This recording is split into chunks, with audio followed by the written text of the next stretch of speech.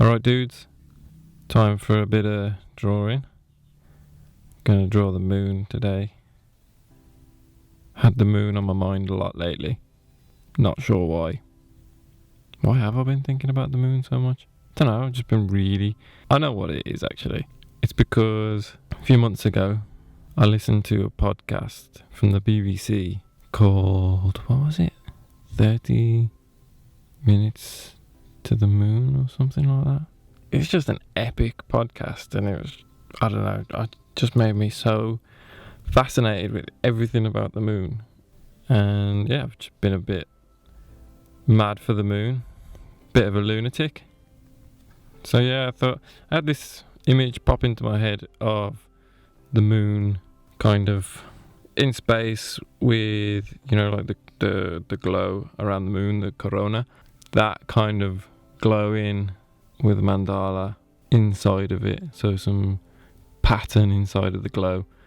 And I wasn't really sure how that was going to translate to paper, and I didn't make a sketch or anything. I just went for it, just see what happens. It's my favourite way to do it, with when I'm drawing anything. I found that the sketches that I do, oftentimes I can't actually replicate it as I want it to be replicated, and that's why a lot of the time you'll see me sketch something out and then rub out the lines and go over it in ink.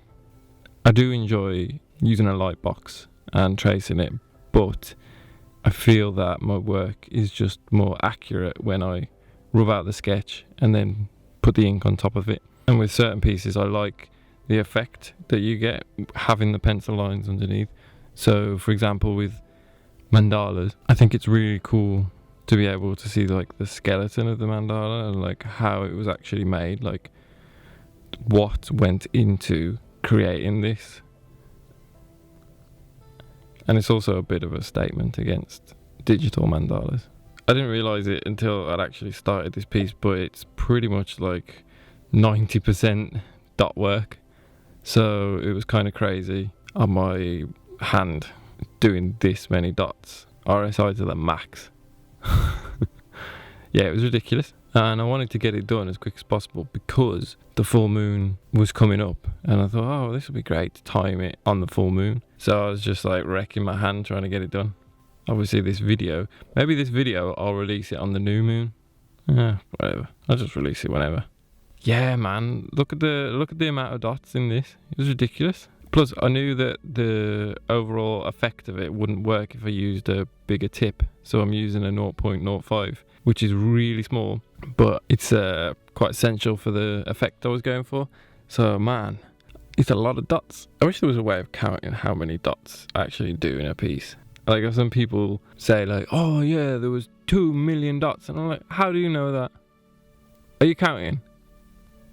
If I'm doing like 5 dots a second, I can work it out. I'm like, nah, because sometimes your hand's tired and you're only doing a few dots. Sometimes you're doing dots really precisely and you're only doing 1 dot a second. You don't know how many dots is going in there unless you count it. And I ain't about to count these dots. So many dots. Look at this. This is just ridiculous. So many dots. What was I doing to myself?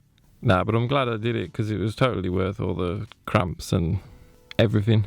It's all good. So there we go. Yeah, rubbing out the outside, ready to start inking the mandala. This one I wasn't really sure where it was going to go, but I wanted to make sure that the background was as dark as possible while it was still having the effect of the glowing corona. Just because, I think the moon on a light background would look weird. I guess not actually. I mean, you see the moon. Sometimes you see the moon in blue skies. That's not weird. But anyway, I think I might try and draw the whole solar system after drawing this. I think it would be cool. Not all the moons, obviously, because there's, 200 moons. But the planets, for sure. That'd be cool, eh? Should I do Pluto? That is the age-old question, though, isn't it? Should I do Pluto? I mean, Pluto's pretty much just white, isn't it? If I remember correctly, because it's just a big block of ice, isn't it? So maybe I won't do Pluto. Yeah, I think I'll do that. There's so many things I want to draw. I have so many ideas in my head and every one takes so long. There's so little time, and I want to do paintings and everything. Wouldn't it be great if you could just draw all the time? Like draw full time. That was all you had to do. You didn't have to worry about trying to sell drawings, trying to sell paintings, promotion, marketing. You could just draw all the time. I need an agent. That's what I need. Any agents out there watching this that want to help me out, write me. Because all I want to do is draw all the time. I just want to draw every day, all day. It's been a while since I actually tried this effect with the stars and the... What do you call that stuff? It's like a galaxy, space dust. I don't know. I should really know this. Why do it? I'm just going to call it space dust. That's what they would call it on Red Dwarf, isn't it? So that's what it's called, space dust. So yeah, it's been a while since I've actually tried this technique. It's cool drawing space. I like it. Space is just cool, isn't it? Took a bit of inspiration from Tyler Hayes. Check out his artwork. Kills it. He absolutely kills it. He does a lot of cosmic stuff like this, and lots of like epic mandalas. His mandalas are so sick. Really cool style. So that's almost it. Almost done with the moon. Like I say, I'm really happy with how it turned out, and yeah, it's just really fun drawing things like this in the solar system. So I think I'll draw a few more.